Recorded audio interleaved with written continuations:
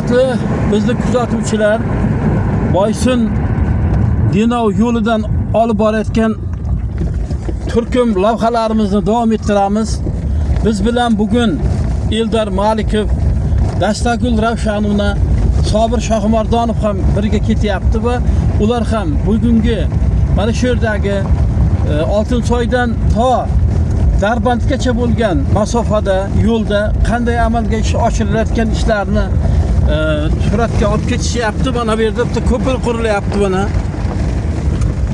Bu eski mana bu bir vaqtlar ana shu ko'piri juda yomon bo'lib qolgandi.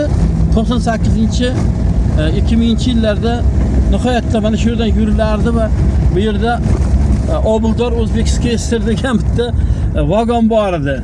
O'sha haqida men reportaj berganman va shundan keyin shu yerda ikkita ko'prik qaytadan qurilgandi va yo'lga tushgandi. Juda taksistlarimiz, kamazchilarimiz xursand bo'lib qolgandi. Ana shu joyda ketyapmiz hozir.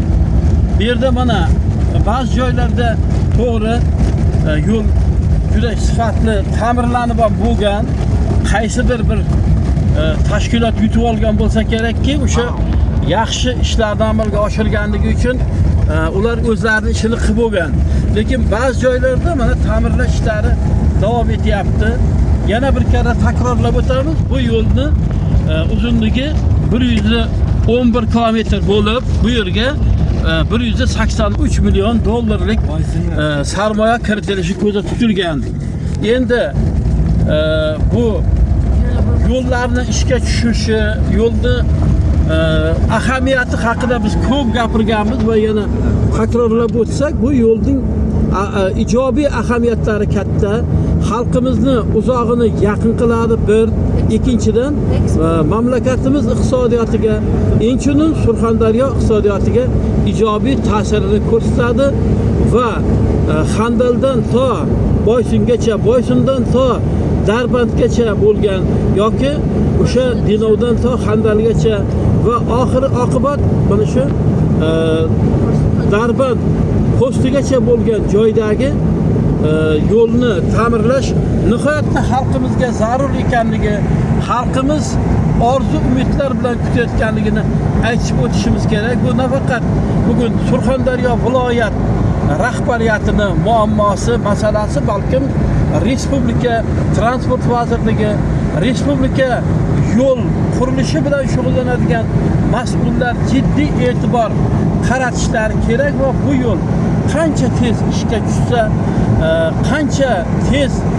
mana shu ochilishi bo'lsa, xalqimiz ham ayniqsa mana shu taksistlarimiz bor-ku, kunlik bolalarni boqish uchun yashaydigan, halol mehnat bilan, peshona terisi bilan pul topadigan ukalarimiz, do'stlarimiz uchun, akalarimiz uchun nihoyatda yaxshi bo'ladi deb o'ylayman va bu yo'lni tezroq ishga tushishi millionlab odamlarni qalbiga quvonchni hadya qiladi.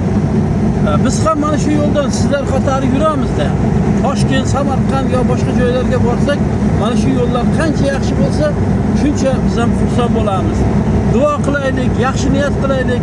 Kommentariyalarda o'zimizning fikrlarimiz bilan mana shu yo'l qurilishi va umuman respublika rahbariyatini e'tiborini ko'proq Alloh qaratsin degan yaxshi niyatlar qilsak, albatta o'sha kunlarga yetamiz.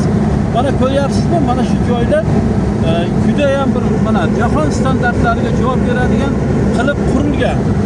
Mana shunday yo'llar qilinyapti. Ba'zi joylarda yaxshi ishlar ham bor desangiz, darrov odamni so'kib ketadi, janjal qilib ketadi. Endi bor gap qilishimiz kerak-da. Biz maqtamoqchi emasmiz. Bugun maqtash uchun ham yo'lga chiqqanimiz yo'q. Bo'layotgan ishlarni, amalga oshirilgan ishlarni sizlarga ko'rsatyapmiz va o'zimizni pozitsiyamizni, o'zimizni mana shu jarayonlarga keng ko'lamli ishlar olib borilishi kerak bo'lgan yo'ldagi voqeliklarga o'zimizni bu fuqarolik pozitsiyamizni, fuqarolik o'zimizni mana shu dunyo qarashimizni, qarashlarimizni aytib qo'yyapmiz xolos. Sizlar ham fikrlaringiz bilan o'rtoqlashinglar, aytinglar. Mana shu 40 santimetrli ko'ryapsizmi qanaqa qilib sifatli qilgan. Haligi moshni udar deb qo'yadi-ku, ana yoshliklar, blogerlar. O'shanday mana udar qilgan yo'lni juda chiroyli qilgan va bugun biz ba'zi joylardan xursand bo'lyapmiz, ba'zi joylardan albatta ko'nglimiz to'lmayapti va rahbariyatga albatta bular haqida yetkazamiz va mana shu ko'rsatuvimizni ko'rgan rahbarlar o'zlariga xulosa chiqaradilar. Toshkentda o'tirganlari ham, boshqalari ham deb yaxshi umid qilamiz, niyat qilamiz. Jo'raqul Tursunov Denov Boysun Darband yo'lidan maxsus tayyorlandi.